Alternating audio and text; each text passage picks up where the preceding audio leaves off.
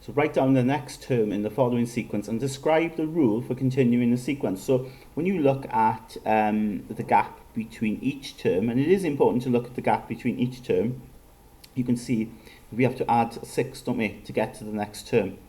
So 17 add 6 is 23. Okay, so then when I find the next term, which is what they're asking for, I need to add 6. 23 add 6 is 29.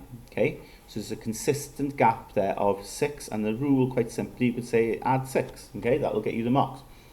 So with 2 then, write down the next term in each of the cases. So when you look at this here, we are adding on 3 to 10, you're adding on 7, aren't you? And check the next one to see if it's the same. You've got to check all of them, plus 7, plus 7. So yeah, indeed, if I add 7 there to 24, I get 31. So with this one, notice there, it starts at 98, and then it gets smaller, doesn't it? So if you see that there's a gap of 6, so we're taking away 6. Okay, and that's consistent throughout. So if I take away 6 again, from 80, you get 74. In this one then, write down the next term in the following sequence. So we've got now a gap of 8, yeah? Adding on 8. And it's the same all through, add 8, add 8. So if I add 8 here, I get 33, okay? And then we've got a sequence which is decreasing here, okay? So in this case, we are taking away 3, okay? Yeah, taking away 3 each time, yeah? So we take away 3 again, and we get 30. So if you want, you can write take away 3, okay? Or you can write subtract 3, okay? If you prefer to write take away 3, that's fine as well, okay?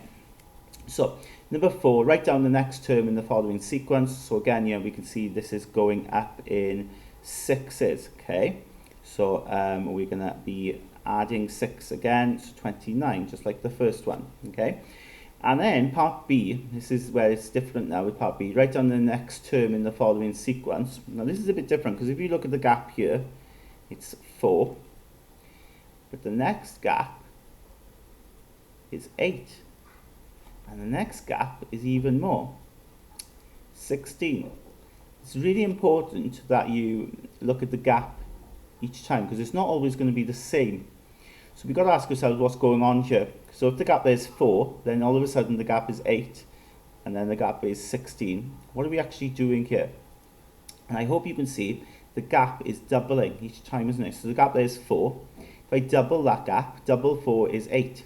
So the next gap is going to be 8. And then the next gap is going to be even bigger. So double 8, it's going to be 16. So if I double the next gap, okay, well, that gap there is 16, so double that, it'll be 32, okay? So adding on 32 to 32, I get 64.